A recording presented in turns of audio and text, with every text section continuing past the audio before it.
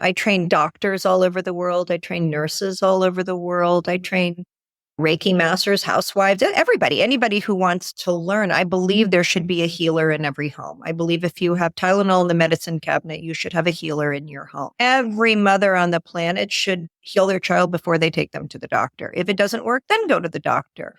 Yeah, there are certain surgeries that have to take place. But why not let me do a healing on you so you don't have to get a hip replacement, right?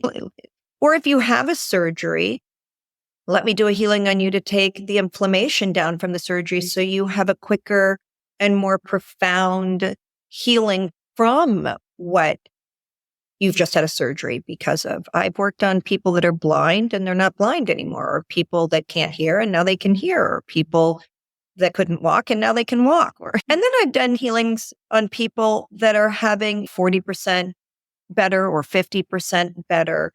But not completely healed. And at the end of the day, this all belongs to God, right? So if it's time to go home, you're going home. We can't override our Creator.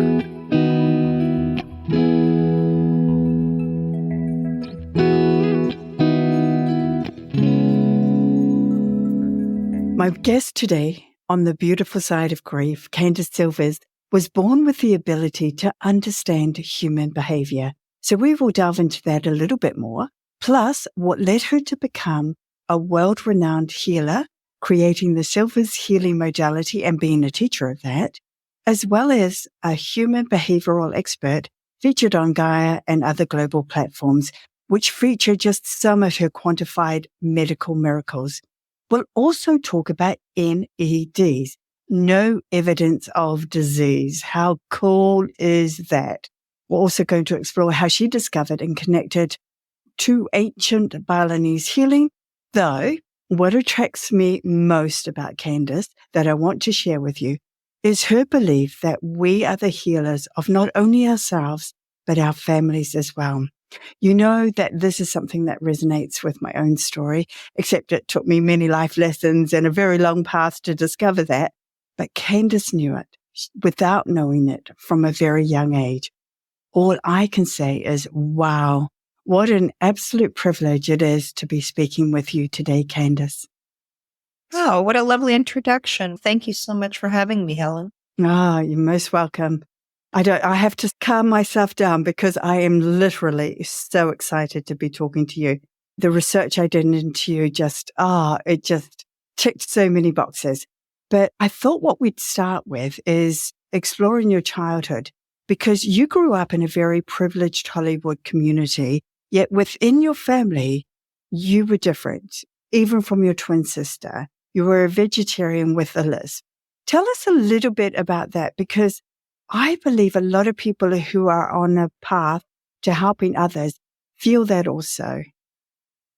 Well, I believe that I generally share it this way. If God wants to create a pearl, he has to put sand in the oyster. Oh, good. We see obstacles and problems in our lives as blockers or dislocations or ways of stopping our own personal desires. And we unfortunately culturally see it as someone did it to us, or we're not good enough, or we were born in the wrong family, or we don't make enough money, or we just make up all of this stuff. We have forgotten to see, to connect. We've forgotten to get that we are all here by God's grace. We have forgotten that everything that happens to us actually happens for us, that the only way to learn and grow is to go beyond what you know, which means there has to be a wall or a block or an out of order in order to have a reorder, to have the wall come down and be the drawbridge to walk out over. We're stopped by our obstacles instead of inspired by them as possibilities. Oh, yeah. I love what you've just said there, because it's about us breaking to rebuild ourselves into what we need to be. And we need that journey. We need those experiences. We need those lessons to become the best we can be. Like, I would not be here speaking with you unless I had gone through everything I've been through. This has led me on this incredible journey, and I'm so grateful to be in this place now. But it took a lot of heartache, and it took a lot of trauma, and it took a lot of courage to pick myself up, dust myself off, and carry on. And that's what you're talking about, isn't it? It's like being able to see past it. 100%. And your story is obviously a great one and enchanting and mystifying because it deals with different sides. However, I don't believe we break. I don't think we break to grow. I think it feels like we're broken. Good distinction. It's just like when you fall out of love, your lover leaves you, you say, I have a broken heart, or my heart is broken, as opposed to my job is to break the heart, to learn from it and make it user friendly, to see where I was once in and out of order, where our connection wasn't co-creating anymore, maybe because of my partner or myself or both of us together. But instead of saying my heart is broken, that person left me. What was in my way? How did that occur? What could I do to grow and develop? So we're looking at opportunities and possibilities and growing ourselves instead of, you can say feeling sorry for yourself or quitting or giving up or blaming or a myriad of other cultural normalities that don't do us any good except take us out of the pool of life and put us on the way station or the sidelines having opinions. Yeah, I agree with that. You also talk about you not seeing the outsides, which you say can also sometimes get you in trouble. When you refer to the outsides, are you meaning the carefully molded masks we wear and present to the world, that you actually see what the person truly is? 100%. However, life is a paradox, and it depends on where you're standing, what the meaning is, right? So if you're happy and we have the same conversation about the day you got married, you're going to see it from a great place. If you're very upset with your spouse today and we have that same conversation, you're going to see where you were in lack or they were in lack or something was missing. So paradoxically, when you say how I see someone, it depends on the conversation of the conscious contact of that individual in that moment. But yes, interrelated as a concept, when we see others outside, we see the color of your hair, how tall you are, what we know about you. That is my mind meeting your mind. That is my set of circumstances meeting your set of circumstances. When we, let's just say, fall in love, we have fallen from our mind to our heart. We have bridged into each other. We have had what we all know now as intimacy. Into me, I see. When I'm connected to you, I feel deeper into me. Therefore, I enjoy being connected into you because I feel deeper. We call that, that isn't what we call love, but love takes place in that investment. One step further than that is where when someone a lot of people run around saying they're clairvoyant or have ESP or the like. When you have learned to disintegrate yourself from your experiences so that you are co-creating with other as self, your mind comes down like the hourglass, that sand that's falling has fallen. It sits in a meditative state while your eyes are open and your lips are moving. So you're not thinking. Thinking is occurring, but you're not connected to it. Therefore, whoever's standing in front of you, when you have something come through you, you know it belongs to them. Therefore, you are involved, not outvolved. You're two eyes from your own history doing the looking of what, but involved. I am connected to you. Therefore, our community coming to unity, our interaction, how we enter the action of the presence, how we communicate will be other as self, not my thinking, thoughtful mind trying to get something from you. Whether what I want from you is happiness or joy or love or lunch or money or business or sex or any of the above, when we surrender our mind, our wants, our recipe of I've come to get, my day is about waking up in the morning, driving the car, getting to the place, accomplishing that goal, going to the next place. How do you live your life and be involved in your world and not be of your mind. Wow. That's a huge concept to get your head around. But is it to do with the energy that you're putting out, that you pick up, that goes beyond the mind and what people are seeing from the outside? It's what you feel for that person. Of course, everything is energy. Everything is energy. Nothing isn't energy. It's that we will see that energy as a shape, as an idea, as an experience. And then we will co-create with the idea, losing the energy. Not that, think about a table that has a tablecloth on it. It's not that the table is not there. It's that you don't see the table anymore because you're dealing with the cloth. And then you deal with the cloth for so long, you forget that there was ever a table under it. So it's when you're connected. So think about, let's do it this way. Okay. Think about E equals MC squared. Think about energy equals manifestation, material assistance, material times itself times the speed of light. Think about, we're still in a quandary of Albert Einstein's theory and what came first, the chicken or the egg? What came first, energy, and then we saw it, or we saw it and then therefore it created an energy.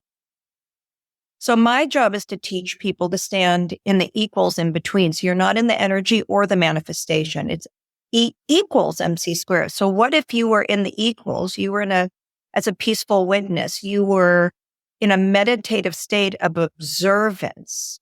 So when things come in and go out, the lila, the things, the aptitude, the investigation would become the viewer's direct experience of what came into existence instead of from energy or material assistance. And we could have energy we could flavor it as happy, sad, glad, mad, or we could flavor it as love or hatred.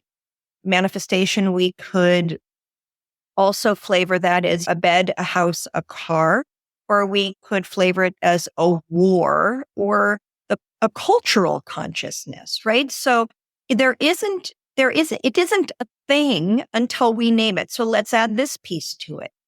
When we're all born, it's a wall of dough. It's all things are all things. A 1-day-old baby, a 2-week-old baby doesn't know it has a mother or it landed in France or America, or it's rich or poor, or it's a boy or a girl. It's just a witness observing.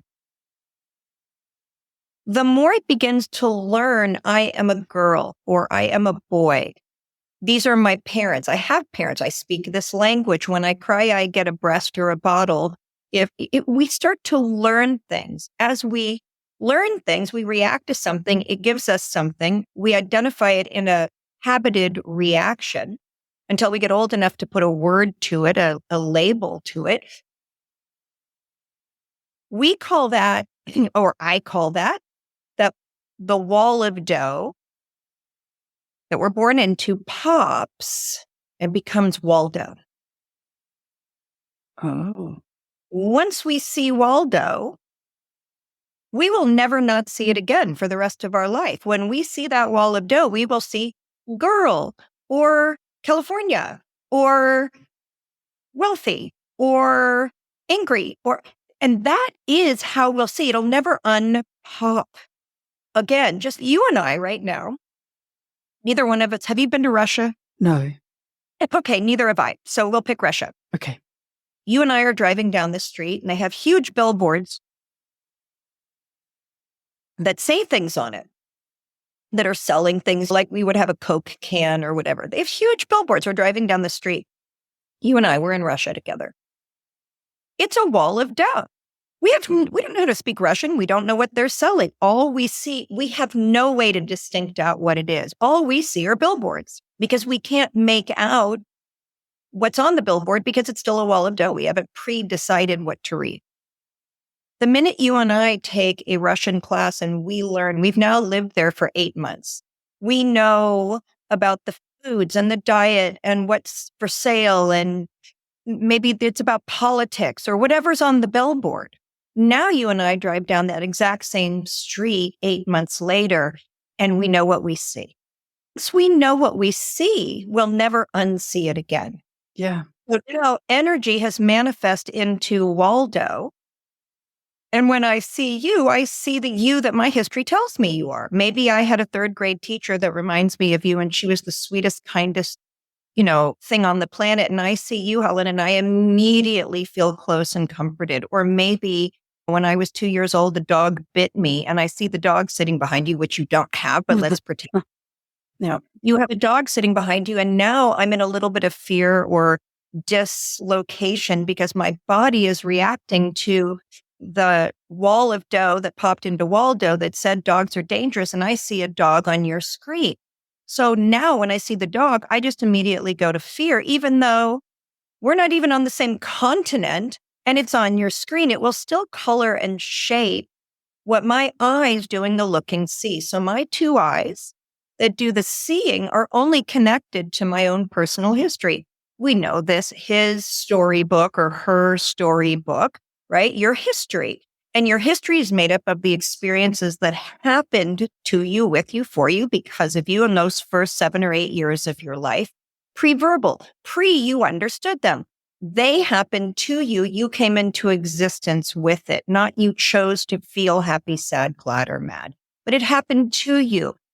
As that begins to happen, you develop in her storybook, you write on that page, this is what this means. Dogs are scary or dogs are cuddly.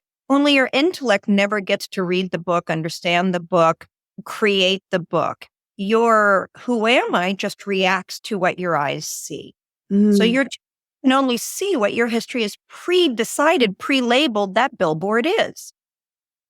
Until you speak with someone that goes, that billboard says that Putin is a good person. And then you talk to 12 people because you just moved to Russia and you decide Putin is a good person. And then you get on the phone and you talk to someone else who you trust and enjoy who goes, Putin is a bad person. Now, when you see the billboard, it's a bad billboard because someone colored that what your two eyes see that shifts the label in your her story book. Yeah. So now when we're driving down the street, we only see what we know. Okay. So now we have an awareness, and this takes years of practice, but what else are we doing beside nothing? Worrying. So once you get to a place where you know my two eyes that are doing the looking are only seeing what my own personal history is dictated as true. And I know I'm only on this planet for a certain period of time, and I don't want to just react as a puppet head until I die, feeling safe in these areas and unsafe in these areas and good in these areas and bad in these areas. I want to learn. I want to go beyond what I know. So I'm going to begin to show up places to become willing to risk seeing what's just beyond what I know, which is going to create a discomfort and a small bit of upsetment because now I'm not just there reacting to Waldo. I'm now there holding still in the pause, observing what else could be going on beyond what I know. Now, if you're studying with me, I'm going to give you a what if to play with. But right now, from the question you've asked, I'm giving you the lay of the land. Then you come and study with me and you learn how to do energy work. Yeah. Meaning in 6 weeks, I'm going to teach you in my academy, my level 1 healing academy, how to actually profoundly heal people where, if their backs are out, you can heal them. If they have cancer, you can help them, whether the cancer goes away in one session or obviously this belongs to God, not us, but huge percentage of miraculous experiences. So once you have been involved in miraculous experiences, and what is a miracle except something my mind can't calculate, my eyes can't see, my mind can't understand, that is clearly culturally on our planet not happening, and yet it's happening with me in the front row. So once you begin to start studying with me in, for instance, the modality that I created, you're now dealing with energy that your mind can't calculate.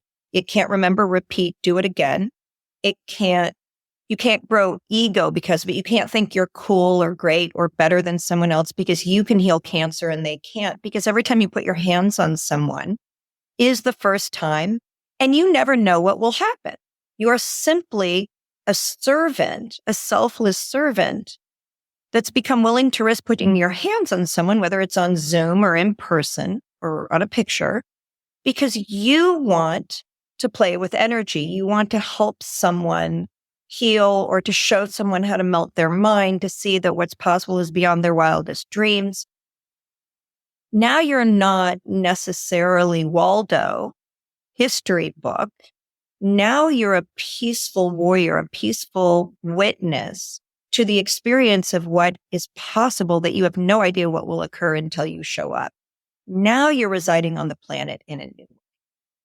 The peaceful warrior. Yes, that's such a great description for what you're describing, because I think a lot of us are walking around still very much operating from a subconscious level where, 90% 95% of what we're doing, we're not even thinking about how we're doing it and why we're doing it. Yet we're not thinking it, it's thinking us. Yes. We're being used by our minds. Yes. And then because we buy into, belief systems that are not necessarily beneficial for us and are out of alignment, that's where we start to get dis-ease in our body, isn't it? That manifests into disease and pain and things like that. What is your belief system but what you be and live? Believe is to be and live. Where did that belief system come from if it wasn't your parents or your clergy or your teachers or your siblings who, if they all thought you were the cat's meow and you were the coolest thing and they all looked to you as the oldest and firstborn, your belief system says, I have value and power and people come to me. If you were the youngest and a runt and drove everyone crazy, your belief system says, I'm impotent and less than and don't make a lot of friends. So that belief system that happened to you, you didn't do it. It happened to you. Your behavior, what you be, you have, it's yours. Behavior, what you be, you have, it's yours. Your behavior, how you reacted to the situation, brought it into existence a particular way or not. However, that then colors and shapes your belief system. Your belief system then is what you repeat. Like, I believe this or I don't believe that. You just repeat that ad nauseum without any kind of investigation. And when you stop to think for a moment, Helen, if you don't want to be afraid, don't think a scary thought. Yes. But we have a superstition that says I have to think the scary thought or it'll get worse. Who made that up? Where as opposed to the inner connectivity and interaction of beyond what you know, that you're now playing with. I'm playing within this to see what else there is. Then certain things happen, right? Someone dies, or you go bankrupt, or you're in a car accident that really harms you. I'm moving more toward you, but that this now is a game changer, right? This is the ever ready battery bunny, the bunny. Do you guys have that where Yes. It's the wall, bounces off the wall and goes in another direction? We can either say it happened to us or we can say it happened for us. You have to understand that the only thing on our planet that doesn't mind is the mind. The mind is the only thing on our planet that doesn't mind. And yet the first place we're sent is to the mind. When in doubt, ask, think it through. That's just the worst direction anybody could give anyone. When in doubt, take an action beyond your wildest dreams to see what's possible. Or go find a guide that's accomplished what you'd like to set out to do and ask them to teach you. But your fear keeps you the same. When you hit a wall, back to you, and you go beyond your wildest dreams, like it happened to you. It's too big, too wide, too deep. There's no way to understand it or assess it or stay who you are. You have to know, not that person would know in that moment, it's impossible, but you have to know that this is a pattern interrupt, like ever ready battery hitting the wall. You have to at some point come to terms with this is a new chapter in my life or a new book in my life, that you are now being asked to go beyond your total maximum self. Now, most of us live in shock. And once we get into shock, we can actually atrophy on that bridge. Shock is something I call the bridge in between two known places, the place that used to be your reality life is this way every day, all day long. It's good or bad, happy or sad, but it's this way. And then something occurs that's beyond what you know. It takes you on the bridge in between the way it will be once you get used to it, the way it will be once you get used to it, and the way it was. It will never be the way it was again, but it isn't the way it will be yet. When we're on that bridge in between the two places, that's what I call shock. We have nowhere to land, no way to identify ourselves, no way to sit to rest or say, oh, this means this, because nothing means anything anymore because of what has occurred. When nothing means anything anymore, that's when people come and find me. Because that's when, while on that bridge, you can actually recreate brilliance, godlike behavior, the depth of investigation, the miraculous experiences. But most people on that bridge in shock atrophy and die there. They develop bad, negative, because if something negative happened, they say, wait a minute, something negative happened. I'm in shock, right? It's not the way it was ever again. It never will be, but it's not the way it will be yet. I have no idea where I am. And all I have on this bridge is the knowledge of this death or this massive problem. And so the death and the massive problem eat you. Instead of that's the calling card into the growth of the depth of now. And not to say if your child dies that you say, I'm okay with it because I talked to Candace and she said this is grief. Like this is just shock, right? No, but that then right in the beginning.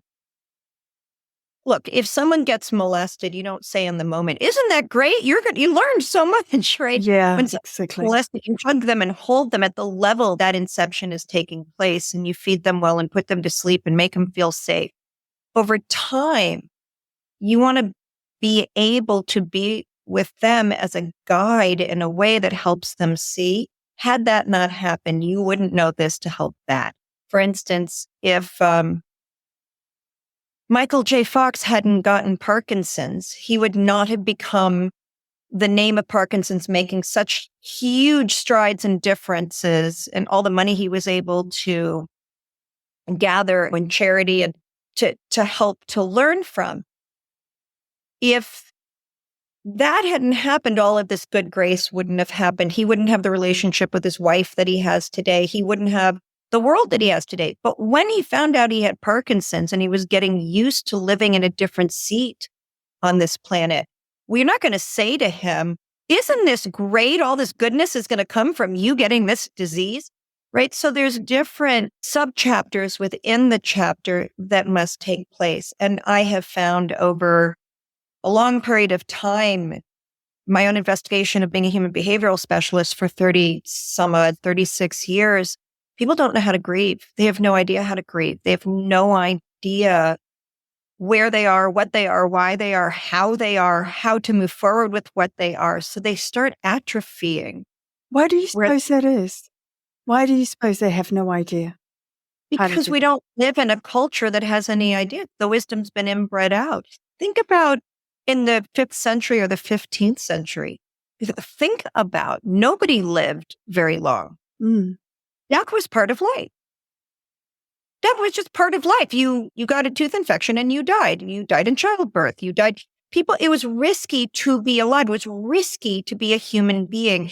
And we worked very much in unison of tribal. No matter where you were born, it was your community against the tax collector, or your community against the other community, or your community against the rapist in the community, or whatever it was. And there was no self-doubt or self-thought or self-anxiety because there was no choice. Anxiety didn't come to this planet until we developed choice.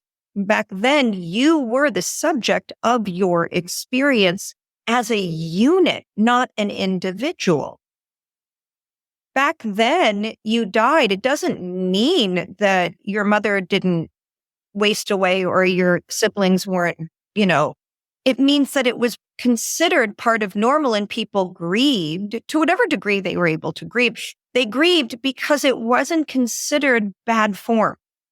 Today, nobody knows how to grieve. So they say, okay, your mother died. You get 2 weeks off. Go home, figure it out. When you come back, don't bring any of that with you because we got to get back to work.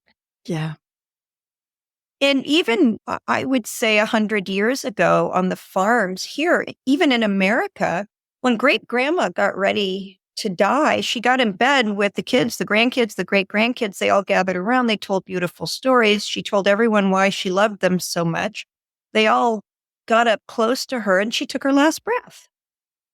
Today, it's all based in fear and separation and what you're not going to have and what the medical community did to you and how your family wasn't there to support and you don't have the money. And we've lost the ability not only to grieve, but to understand the practice and the process in grieving. Just think about if you got pregnant today, but no one told you what pregnancy was. By the time you were 6, 7 months pregnant, you would get a stick and cut it out of you thinking there was an alien in you because no one shared with you.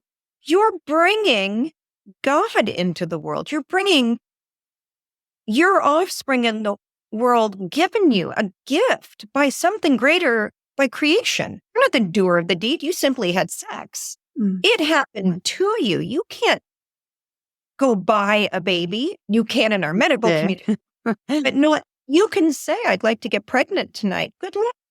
Yeah. So this is if you didn't have someone share with you, or young girls years ago, when they got their period for the first time, if their mother didn't share with them what it was, they thought they were dying. Now, grieving is something that everyone everywhere should be able to do and understand. But if no one in your community is saying you're pregnant or you're menstruating, and all of a sudden a loved one dies and the rest of the world turns an about face and looks the other way, but what's available to you? Alcohol, drugs, anger, disassociation, quitting, giving up, feelings of loss, helplessness, loneliness. That's what our culture is breeding right now. And then you get people who say they're helping you with grieving, but they don't know what they're doing. So now someone goes, I'm going to a counselor who's helping me with grieving, but they're not feeling it. They're not learning from it. They're not growing. They're not deepening because of it. Wow. Look, that analogy of being on the bridge in your grief is so apt and so good and so descriptive, because the length of the bridge obviously is determined by the experiences you've had in your life up to that point. So I feel that because I had experienced so much from my childhood through my teen years into my adult years, that in a way, I was actually being prepared for Tao's death.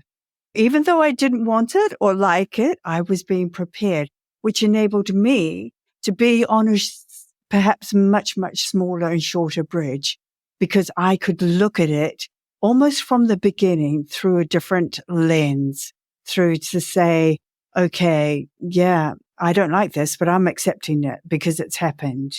And so why? I didn't even ask why. All I did was just learn to understand what I was feeling and to process that. When you begin to understand, for instance, when your daughter passed, she has given you this incredible gift, because now through your connection to her, you can connect to the other side. Yes. Because when you can feel her on the other side, you actually know the other side. So she's gifted you this gift. She has also taken time away from you, because it becomes timeless when your loved one passes. There are so many gifts that someone passing gets. Look, if one of my daughters or sons, I have 4 children, if one of them passed away today, all bets are off. You wouldn't hear from me I probably, if I didn't have other children and grandchildren, I'm sure I would just go to heaven with them, because that's, and the conversation we're having would be one I would want someone to have with me should that happen. That one of the things you begin to understand is that, and I'll do this with you, for you, to you right now, but one of the things you begin to understand is that When you see the death of your loved one as a bad thing, you're actually sending them the message that their death harmed you. If their death harmed you, they then become connected to you on earth to take care of you through that connection. They don't get to fly off and go to Venus or do whatever the heck they want to do in their own nurturing state of next developmental, whatever that is that none of us will ever know. We could all say, write books on it and say, here's what I see and think. But until you die, you don't know for sure. However, when you begin to understand that someone that dies doesn't go anywhere. You're born here, you die here, the world began here, the Big Bang Theory is going on here. There's never going to be a there. There's never been a there. You and I have been here since we came to the planet. Now, we were here before we came to the planet, but let's not have that conversation because but we were born here. Here, think of it this way, Helen. You're on a people mover at the airport. You're not walking. You're not moving. You're not going anywhere. What's happening is the walls are moving. The days are moving. The experiences are moving. You have never moved from the first moment of your life. Your physiological body is altering. Gravity is helping. Food is helping. Environment is helping. But you're not going anywhere. Every experience you have, giving birth, making love, burying your child, is all happening here. You're not going anywhere. You're not coming from anywhere. When your child is no longer here because of a car accident and their body drops, they are physically, physiologically not here anymore, as you and I are trained from birth to know each other. We're trained to know each other as our 5 sensory, automotive, physical physiology. But once the body drops, that energy, that connection cannot go anywhere. And as you begin to learn to connect to other presently. Now, you and I can do that right now together so I can show you what I mean. Close your eyes. Okay. Pick a time with your daughter, anytime. I don't care, the birth of your daughter or a birthday or whatever time. Let me know when you're there. Okay, I'm there. What are you two doing? So she's walking through the door, really excited, just going, "Hey, Mama, I'm home." And so instantly just hearing that makes me feel, oh my gosh. And I turn around and I just smile at her. Yeah. Brilliant. Now, Helen, I'm going to ask you to go over and give her a hug. Let me know when you're hugging her. Oh, yeah. Yeah. Right now. Let me know when she's hugging you back. Oh, yes. Feel her and let her feel you. Back up and look into her eyes. Well, she looks into yours. Now, Helen, that experience is called a viscerality, not an intellectuality. That viscerality, that visceral reality that you just experienced is as true as you and I talking right now. Mm-hmm. Yeah. You really and truly 100% just had that experience, and that cannot be taken from you under any circumstances. Someone could make you feel crazy for having that experience, just like I was born a vegetarian and people made me feel crazy in the 60s until I think I was in my late teens or early 20s before the word vegetarian existed. Yeah. And my mom used to make me sit at the table for 3 hours after every meal because she came from Florida. It was a very meat eating, like you have to eat liver to be healthy. And she thought she was helping me. And then she made my 4 sisters sit at the table to bring peer pressure to make me eat meat because she thought she was helping me. Until I was about 25 years old and she would call me and say, you're the healthiest member of this family. And you knew what you were doing, not eating meat. But they did their best to make me feel crazy to do what the culture had said at the time is the right thing. Yeah. This culture today can make you feel crazy for having your relationship with your daughter, which you will have again when your body drops. But why should someone, because they live in our culture and there's no word vegetarianism yet, be made to feel guilty for being able to co-create and co-connect with other presently? You are 100% clear. You did not just fabricate and make that up, that you were hugging your daughter. You really were. Yeah. As you learn, no, you're not going to get to have a wedding for her and see her get married and no, you're not going to get to have the manifestation on this planet of those things our culture has made up. But you're going to get to have something much more dear than that. You're going to get to have something that very few people on this planet get. Most people on this planet pay for their kids' weddings and they have Christmas with their families, but they don't have connection.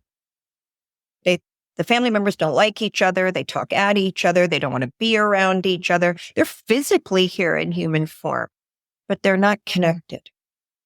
What really matters, remember, E equals MC squared matters. What really manifests is through connection, a visceral reality, direct experience, not the intellectual one where we've all agreed that there is vegetarianism or there isn't. And what you have is a direct experience. Are you feeling lost, anxious, unsure of how to navigate the loss of your beautiful loved one? Don't know where to head next? Yeah, I get that. Then you may be interested in a letter of hope and aroha to help you find out who you are right here and now and how you can navigate that without being on that emotional roller coaster, feeling out of control. That's a feeling I really disliked after Tal and then Adrian died. So I've developed an 8-week support program where each week you get a letter of what worked for me, as well as other tried and true tools to help with grief. It's a beautiful, calming, healing resource that I think you're really going to like and that you can use in your everyday life to find out what works for you and what doesn't. And the great thing is, you find yourself feeling stronger and more in control so you can work out what you want life to look like going forward. So if this sounds like something you would like to check out, head over to my website or check out the link in the episode notes. You're looking for a letter of hope and aroha. Now I'll tell you something. I know this is not being filmed. We're just, however, which I usually don't do, because if I can't prove it, I don't want to speak it, but I'm going to because it's going to help you. Okay. I don't know if you know who my dad was. He was a very famous movie star. There's a picture of him. You can look him up. You can see him. There is an actual orb. You know what an orb is? Yes. I read orbs. Oh, I used to years and years and years ago. I don't read them anymore. But probably 30, 35 years ago, whenever I was in India or Indonesia or Thailand or Tulum in Mexico, orbs would come in heart shapes and diamond shapes and all over. Sometimes there would be 200 orbs on a picture, and I would open them up and read the energy inside. So I was speaking with the main director of Gaia TV, Sid Goldberg, one day, I don't know, 5, 6 years ago. And he said he was doing an orb symposium. And I said, oh my God, that's amazing. Because I read orbs. And so I sent him some orbs, really cool, impossible orbs. And he sent me some. And there was one, a picture of an orb on the left side of his face. So I took that orb and I opened it up as I always do. And lo and behold, inside of that orb was a picture of my father. Wow. It was literally my father, not like where you can say, oh, there's a leaf and I can make out, oh, look at the cloud. It looks like an elephant. I've shown it to thousands of people. Everybody sees my father. He's wearing his horn-rimmed glasses and his suit, and it's my dad. Now, I figured if my dad could get to me from heaven, then I could get to him from earth. So very often I will do a healing for him in heaven on the picture of that orb. Because better than that, Sid said that picture I just showed you was from about 25 years ago. How would my dad know 25 years ago to jump into an orb that his daughter wouldn't meet this person and look at it for 25 years? My father found a way to go somewhere that he knew I would look so that he could co-create and confirm for me other. Now, I've also been really blessed. God, nature is very kind to me. I've seen 12-foot birds. I've fallen off 1,000-foot cliffs. I've been in massive car accidents where cars went right through me. I've seen butterflies disappear and then 15 seconds later reappear again. Things where you're really learning other side, multidimensional, through direct experience, not because you read a book or you hope. When you begin, which is what you and I kind of started talking about, E equals MC squared, the difference between a thought, Waldo, or beyond what you know, which is a wall of dough. And my existence on this planet has been to get back to a wall of dough where no thing can be anything, where you can multidimensionalize yourself, where you can step through the wall of your mind into other through direct experience, have confirmation of beyond what you know.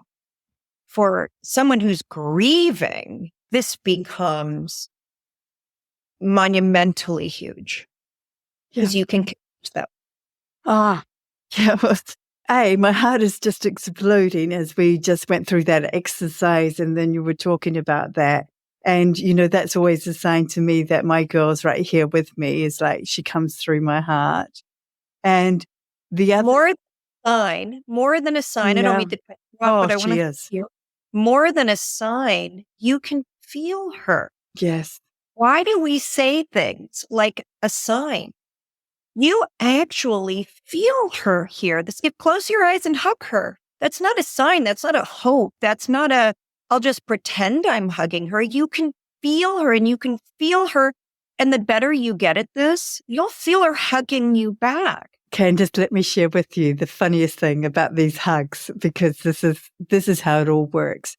My daughter, if I was cross with her, she would stand in front of my bedroom doorway and not let me go to bed until I hugged her.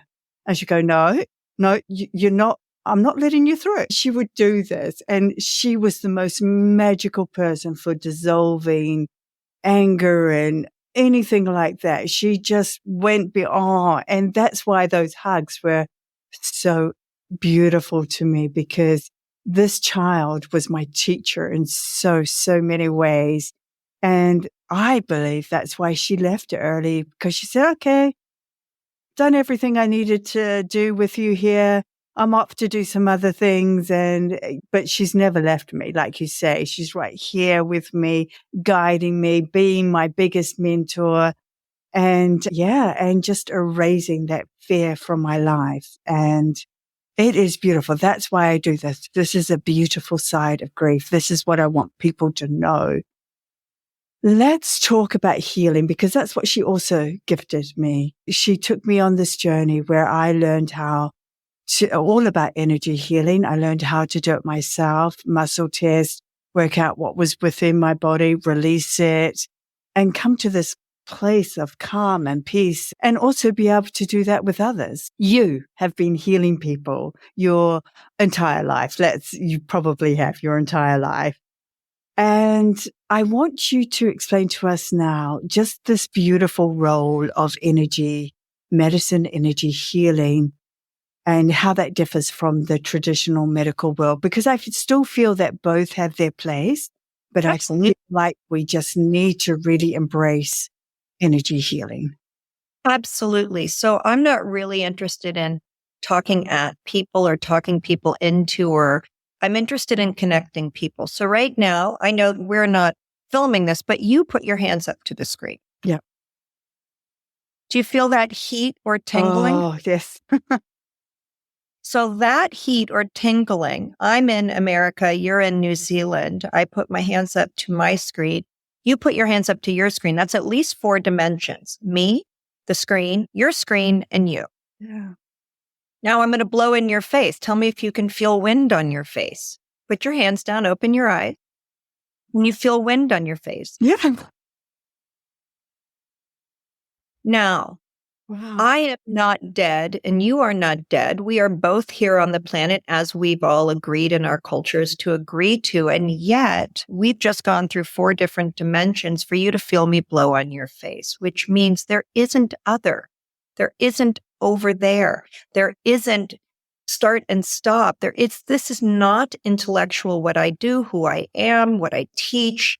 This is not an intellectual concept. This is direct connection. So when I teach someone to heal, it takes me about 6 weeks. When I first started doing this years and years ago, it would take me about 4 years to teach someone, but I keep course correcting it. I know you brought up in the beginning my time in Indonesia, but I've spent time in Africa, in Tanzania, in Kenya, in Rwanda, in Marrakesh, time in Thailand, different places in Thailand, time in India, all over India. I spent 10 years in India. I had a charity there, 200 kids I took care of in a school. Time in Indonesia, all over Indonesia, developing with different tribes that I met with and also healers, and finding different methodologies to course correct and collapse time so that I could teach this course to people in a quick way. And you take this course with me, and in 6 weeks, you're actually healing people with your hands. And is this anybody? There's no limit to what a person has experienced or that? Well, I won't take anyone under 21 years old. Okay. Although I've had people lie to me and tell me later they were really 19. Did not look at birth certificates. I just say between 21, and I have trained people in wheelchairs, people with Parkinson's disease, people in their 80s. If you're a human being human, why shouldn't you get to learn? There are a couple of reasons I won't train someone. I don't train looky-loos. I don't train angry people. It'll just burn you. Mm. But with willingness, anybody can turn the lock. Willingness is the key that opens any lock. Yeah. So somebody who's been searching their whole life for a way to cure their illness and what they're going through? A lot of times I will train a mother because her child has cancer or getting seizures or whatever. So they'll come to learn. I train doctors all over the world. I train nurses all over the world. I train Reiki masters, housewives, anybody who wants to learn. I believe there should be a healer in every home. I believe if you have Tylenol in the medicine cabinet, you should have a healer in your home. Hallelujah. Every mother on the planet should heal their child before they take them to the doctor. If it doesn't work, then go to the doctor. Yeah, there are certain surgeries that have to take place. Mhm. But why not let me do a healing on you so you don't have to get a hip replacement, right? Or if you have a surgery, let me do a healing on you to take the inflammation down from the surgery so you have a quicker and more profound healing from what you've just had a surgery because of. I've worked on people that are blind and they're not blind anymore, or people that can't hear and now they can hear, or people that couldn't walk and now they can walk. And then I've done healings on people that are having 40% better or 50% better, but not completely healed. And at the end of the day, this all belongs to God, right? So if it's time to go home, you're going home. We can't override our creator. I know I followed this wonderful psychic medium, and she's such a hoot, but she's got ME and she has direct connection to beautiful people, ascended masters, but she still has the effects of ME. And she goes, I'm not quite sure why I haven't received total healing around this, because she has received healing. However, she says, I have to trust that there is a purpose for that. And maybe the purpose is because she is able to then educate others around her on that whole journey. So like you say, sometimes we sign up to stuff that we are not aware of that we've signed up to, that we just have to live our lives out experiencing. And you said sometimes we sign up for something. We always. Yeah. Sorry. None of us signed up for our sex or the time we were coming or who our parents were. Mm. There's a wonderful saying going around that we pick our parents but the truth is nobody knows the truth. It's just a wonderful thing to think that you picked your parents, especially if they beat you, you can take responsibility for it. But life happens to us. Our job is how do we deal with what happens? It's not how far you fall, it's how high you bounce. Oh, yeah. That's what we're about. How high do you bounce? What are we capable of? If life is happening to you, you're screwed. If life is happening for you, then everything is your oyster and pearls are everywhere. Oh, and that doesn't mean, again, that the day or the year that you lost your child, that you go to a party. It means that you have a bridge that you're on and you have some learning to do. And God said the ever-ready battery hit the wall, that bunny, and it was stop, drop, and roll. It's time now. Your ticket got called at the deli counter. It's time for a new way of life. I hope you enjoyed the way it was and you didn't spend your whole past suffering and waiting for your future, because this is your future presently. Now you get to go to chapter 2 or chapter 32. No one, unless your next chapter is a marriage or a trip to a foreign country you want to go to, if no one actually says, life is fired at us point blank. Nobody says, I'm ready for this disease or this death or this failure or this bankruptcy or to be fired or to find out my spouse was having an affair with, right? But nobody is ready for life. But how quickly can you get involved? And I don't mean quickly, there's a speed to it, but are you using your life or is your life using you?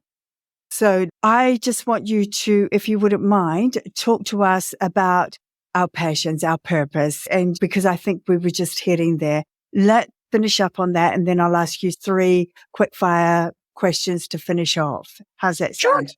Great. Absolutely. So the way I teach passion is PASS, pass, I, me, on, O-N, PASSI, me, O-N.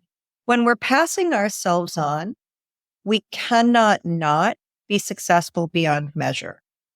When we are using who we are to get what we need, we cannot succeed.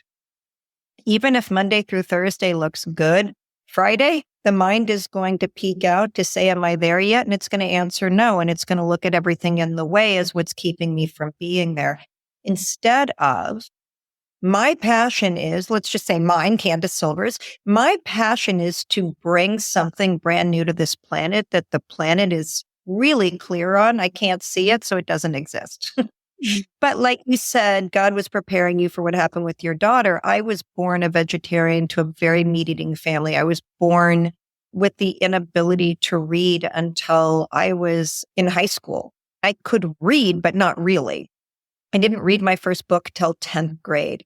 I was born with such severe differences between my sisters and I. They were debaters. I was a dancer. I played an instrument. I played the flute. They didn't do everything about my life showed me different.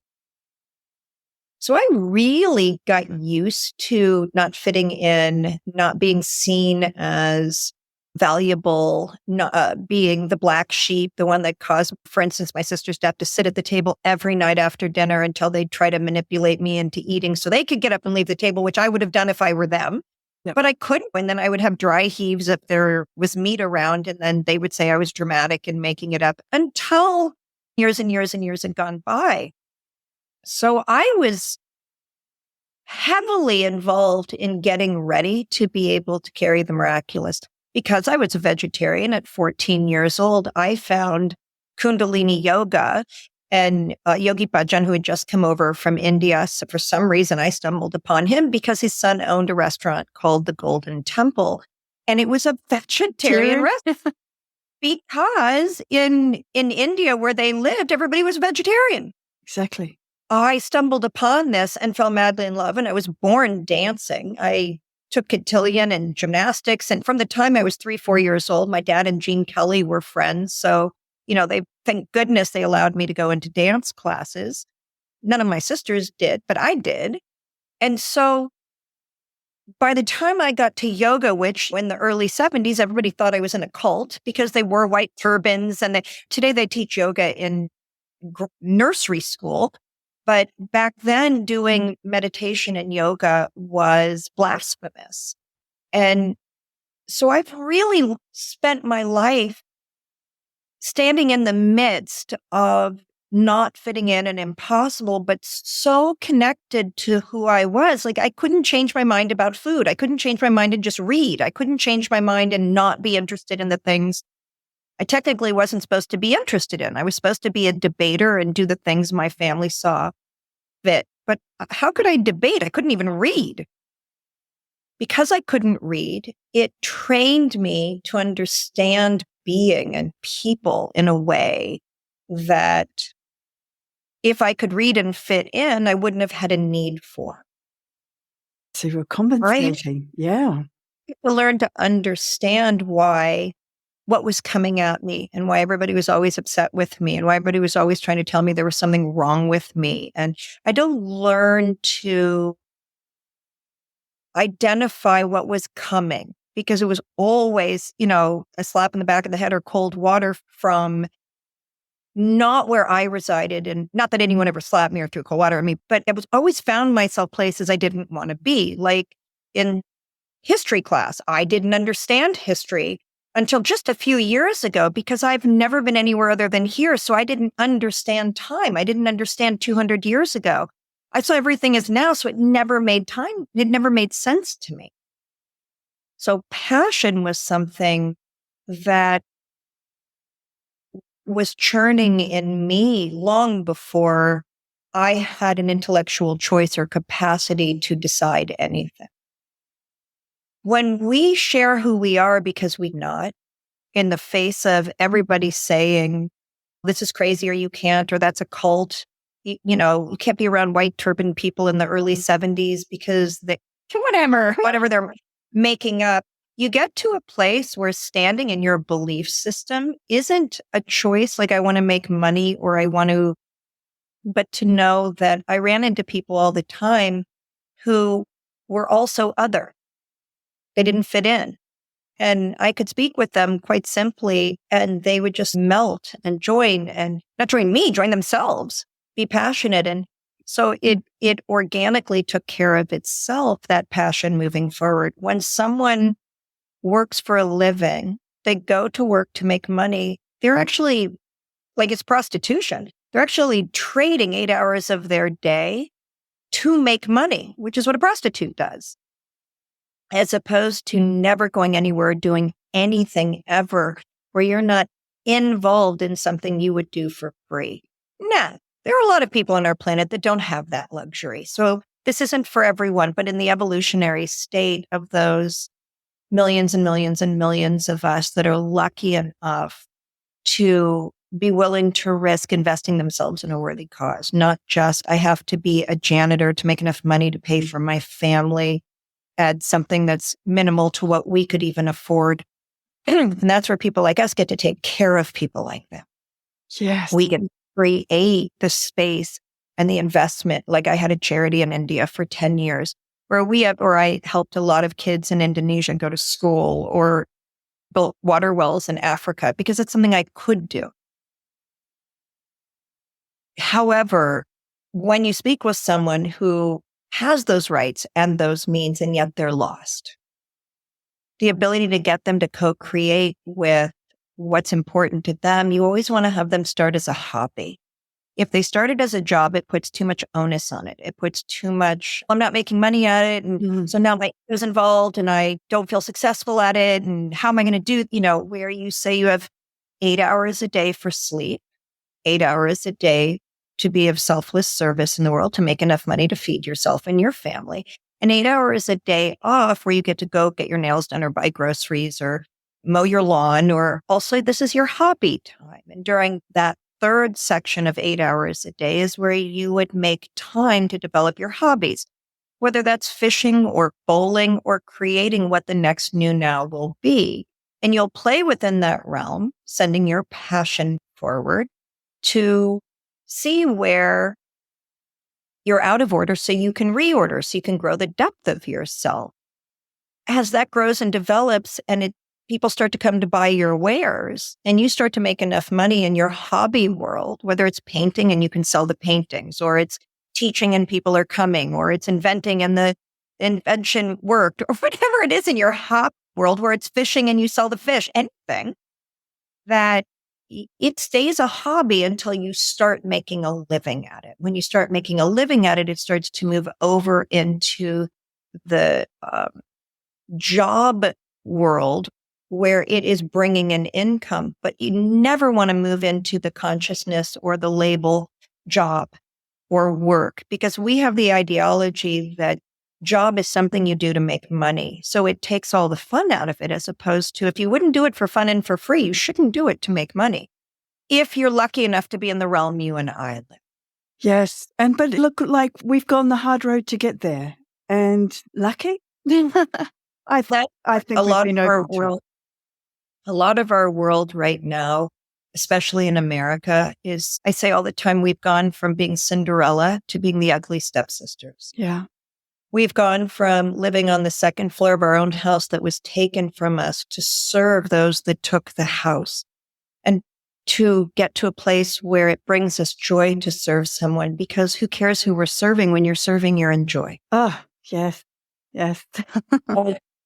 To get to that place where we finally get invited to the palace, to the ball. Mm. And that slipper fits. And that slipper is slippery. And we fell. We stayed Cinderella just long enough to go through World War II and to go through places where we started to see what you were doing to me. And we started to scream and yell, I, me, mine. It's your fault. You did it. I woke up today and I don't want to work, so give me something. We forgot to remember that you can only take a certain amount of someone's taxes and then there's no money left. Yes. That it's about all villagers and what they can put into the pot. And if all you've got is water, go to the ocean and get some water and put that in the pot. But that everybody has to serve that black cauldron. And when everyone is serving that black cauldron, and some people put in 80%, and some people put in 0.5%, but that everyone is serving it, then there's enough for everyone. We have right now, at least in America, is 80% of the people not serving it, screaming, give me more, and there's nothing left in the cauldron. Exactly. I just so believe in what you're saying. I believe it needs to come back to that community, that cauldron, everybody. Well, it has no choice. Yes. Yeah, it has no choice. It's just unfortunate that it's going to take a lot of dysfunction when people can't eat anymore. Yeah. When people don't have time to get on Instagram and say mean things because they have to go out and find a way to put food on the table, that's when Cinderella will be born again. And how many years we're going to have to live on the second floor serving, I don't care, Russia, China, I don't care, whatever your philosophy is, whatever, but how many decades we're going to have to serve again to earn the right to selfless service. Oh, that's the key to it. And the right. Candace, I'm just aware of the time here. So let's finish up with a couple of quick questions. What is the best thing that has happened to you so far today? Today? Yep. Meeting you. Oh, cool. That's so lovely. Thank you. What is something that you are most grateful for? This moment. Oh, speaking to me. And when you have moments in your day which may not be going so well, how do you pivot out of those moments? I never have moments in my day that aren't going so well because I'm always involved. So, it's waves go up and they come down. And if you appreciate the wave, you don't see up and down. Perfect answer. Okay, Candace, I just have to say, what a privilege it has been to meet you, to connect with you today, to hear this beautiful wisdom that you're able to bring us from your life and from your own experiences and the beautiful healing world. I recommend that anybody who wants to learn more about you, go check out Gaia, where there are some beautiful interviews there on the healing that you do. And you talk about that in a bit more depth that we didn't get around to talking about. So Candace, all the episode notes will be in all the links will be in the episode notes of how people can reach you as well. Any parting comment, thoughts? If someone's interested in seeing the documentary I have right now, they can go on YouTube or on my website and see that documentary that's already been made. Oh, fantastic. I'll add the link to that and make sure people are able to just click into that. If you want to ask my producer, I'm very happy to have them put a link to the picture of my father on inside of the orb so that people, it's not hearsay, they can actually see it for themselves. Yes, that would be beautiful as well. I would love that. Yeah. What an incredible conversation we've had today. It was so much more than what I thought it could possibly be. And I'm a great believer that this is what people are needing to be hearing. And so thank you. Thank you so much for your time. Thank you, Helen. Thanks for listening. I hope you got some real value from this episode. If there's a topic you'd like covered, click on the Beautiful Side of Grief at gmail.com link, or go into the beautifulsideofgrief.com website, where you can also leave a review. To get notified of new episodes, hit the subscribe button. And if you know of somebody who could benefit from this episode, please share. And until next time, please be kind to you and take good care.